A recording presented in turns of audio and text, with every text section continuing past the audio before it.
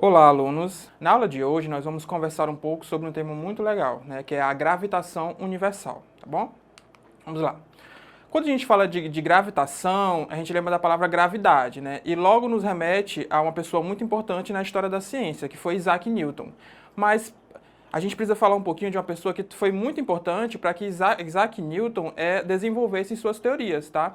Então, um carinha muito importante para fundamentar os estudos do Newton sobre a gravitação universal foi Johannes Kepler, tá? Johannes Kepler foi um matemático e astrônomo alemão que se dedicou ao estudo dos movimentos planetários, tá? Então, durante o estudo do Kepler sobre movimentos planetários, ele produziu 3 leis. Nessa aula de hoje, nos interessa apenas a primeira lei de Kepler, tá? Que é bem simples, tá? O que diz a primeira lei de Kepler? Que os planetas mantêm órbitas elípticas em torno do Sol, tá? Antigamente, se pensava que os planetas mantinham órbitas circulares ao redor do Sol, né? Eles faziam círculos perfeitos. O que Kepler descobriu através das suas observações? Que os planetas, eles mantêm uma órbita elíptica, uma órbita que não é um círculo perfeito. É uma órbita alongada, como se fosse algo oval, tá? Então pode parecer algo simples, mas na época isso foi muito importante e ajudou Newton a teorizar sobre a gravitação universal, tá? Então o que Kepler descobriu? Que os planetas mantêm órbitas elípticas em torno do Sol e não perfeitos círculos, tá bom? Newton, a partir dos estudos do Kepler, começou a pensar, deve existir, né, alguma força, tá? Ele ficou teorizando sobre essa força.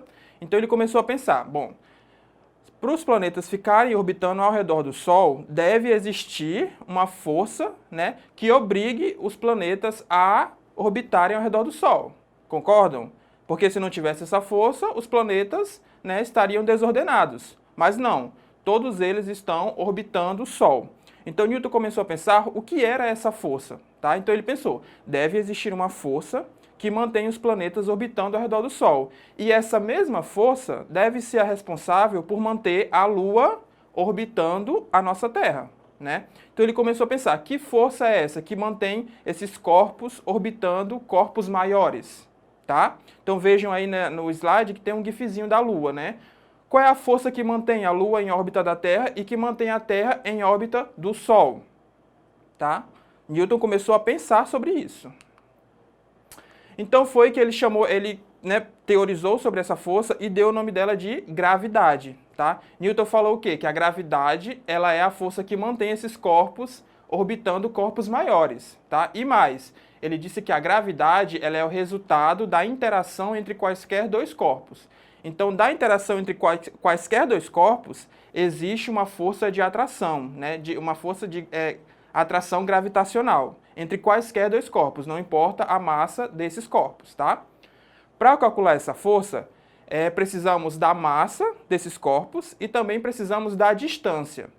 Então, se eu quiser saber a força de atração gravitacional entre dois corpos, eu preciso da massa desses dois corpos e preciso também da distância que um está do outro. A partir disso, eu consigo calcular a força de atração entre eles, tá? Essa foi a grande sacada do Newton. A partir dessas observações e conclusões, Newton postulou a lei da gravitação universal, que é sobre o que nós estamos falando hoje, tá? O que diz essa lei? Matéria atrai matéria na razão direta do produto das massas e na razão inversa do quadrado da distância. Professor, não entendi nada. A gente vai dissecar esse enunciado. Esse enunciado basicamente diz: para que eu saiba a força de atração gravitacional entre dois corpos, eu preciso multiplicar as massas, tá, dos dois corpos e dividir pelo quadrado da distância entre esses dois corpos, tá? Vejam ali na formulazinha que é exatamente o que eu disse, ó. Força é igual, aquele G nós vamos já comentar sobre ele, tá? Mas força é igual a G vezes M1, que é a massa do corpo 1, M2, que é a massa do corpo 2, dividido pelo quadrado da distância. Então essa formulazinha, ela resume, né, o postulado da lei da gravitação universal, tá, gente? Vamos lá dissecar essa fórmula. O que significa cada letrinha, tá? Para que a gente possa aplicar nos exercícios. F é a força, tá? Essa força sempre vai ser em Newton, tá? Isso aí é uma medida internacional, a força sempre vai ser em Newton, tá? G, a gente fala que ela é a constante gravitacional universal. Ela é um valor fixo que vai estar, é um valor fixo para o universo inteiro, tá? Então ela sempre vai ter o mesmo valor. Qual é o valor desse G? É aquele númerozinho ali no final da lâmina, tá? 6,6748, esse número bem grande. Então ele sempre vai ser o mesmo, tá? Para o universo inteiro. Por isso que ele é uma constante, né? Ele sempre vai ser o mesmo. M1 é a massa do primeiro corpo em quilogramas, tá? M2 é a massa do segundo corpo em quilogramas. E D vai ser a distância do centro de um corpo até o centro do outro em metros, tá? Vejam que, para medir a distância, eu tenho que pegar do centro de um corpo até o centro do outro corpo, tá? Não é a distância partindo da superfície externa, tá? É a partir do centro do corpo, centro de massa, tá? Então vejam que a formulazinha parece complicada, mas na verdade ela é bem simples. Eu tenho que saber massa e distância. Se eu tiver massa e distância, eu consigo calcular a força de atração gravitacional entre esses dois corpos, tá bom? Vamos lá, gente. Esse assunto ele é um assunto bastante teórico, tá? Bastante teórico. Então vamos resolver aqui algumas questões para a gente levar isso um pouco para a prática, tá bom? Vamos lá. Questão número 1 do nosso exercitando. Sabendo que a massa de Júpiter é 2 vezes 10 elevado a 27 quilos, e que a massa da Terra é 6 vezes 10 elevado a 24, o módulo da força gravitacional entre Júpiter e Terra no momento de maior proximidade é... E aí ele dá qual é esse momento de maior proximidade. Então, nessa questão 1, ele quer saber basicamente qual é a força de atração entre Júpiter e Terra, tá? Ele quer saber isso, e você vai usar aquela fórmula que a gente já conversou para calcular qual é a força de atração gravitacional entre esses dois planetas, tá bom? Questão 2. Entre o corpo de duas pessoas que estão a 30 metros de distância uma da outra, existe força de atração? Por que não a sentimos? Tá? Nós falamos isso também. Terceira questão. Classifique a seguinte afirmativa como verdadeira ou falsa. A afirmativa. Todos os planetas gravitam em órbitas circulares. Tá? Então, a partir da nossa aula, eu quero que vocês tentem fazer essas questões. Tá? Vou dar um tempinho para vocês. Bora lá? Bora tentar resolver? A questão 1, tá? Não se assustem com os números, tá? Parece um bocado de número, mas é bem simples. Qual é a fórmula que eu trabalhei com vocês? Força igual a constante gravitacional vezes a massa do primeiro corpo vezes a massa do segundo corpo dividido pelo quadrado da distância, tá? Então vamos lá, vamos substituir cada letrinha pelo seu número. Qual é o valor da constante gravitacional? Lembra que ela sempre vai ser a mesma, então é 6,7 vezes 10 elevado a menos 11, vezes... Qual é a massa do primeiro corpo, no caso a Terra? A questão te deu esse dado. Qual é a massa da Terra? 6 vezes 10 elevado a 24. Qual é a massa de Júpiter, o nosso segundo corpo? 2 elevado a 10. 2 vezes 10 elevado a 27. Então vejam que eu estou só substituindo, tá? E embaixo eu coloco o quadrado da distância, tá? A questão também deu esse dado, né? Qual é o momento que eles estão mais próximos, né? A distância entre eles? 6 vezes 10 elevado a 11, tá? Substituir na fórmula, agora eu vou só fazer matemática básica, tá, gente? Eu vou multiplicar os números, 6,7 vezes 6 vezes 2. Dá quanto isso? 80,4, tá? E vou fazer a operação com os expoentes, menos 11, 24, 27. Então, quanto é que é? Menos 11 mais 24 mais 27. Vai dar 40. Então, vejam que o resultado dessas três multiplicações deu 80,4 vezes 10 elevado a 40, tá? Matemática básica, multiplicação, tá? O quadrado da distância, quanto é que deu? Quanto é que é 6 ao quadrado? 6 vezes 6, 36.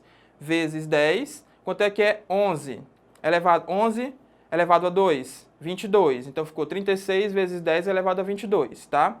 Eu vou dividir os números, 80,4 dividido para 36 vai dar 2,23.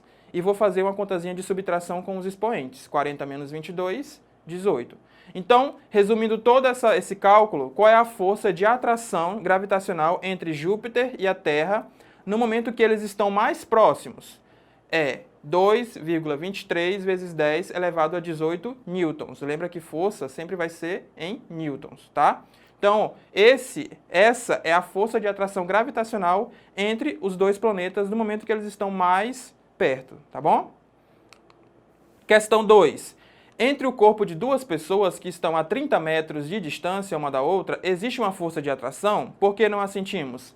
Lembrem, da interação entre quaisquer dois corpos, sempre vai existir uma força de atração. Sempre, tá? Então, por que eu não vou ficar atraindo o meu colega que está a 10 metros de distância de mim?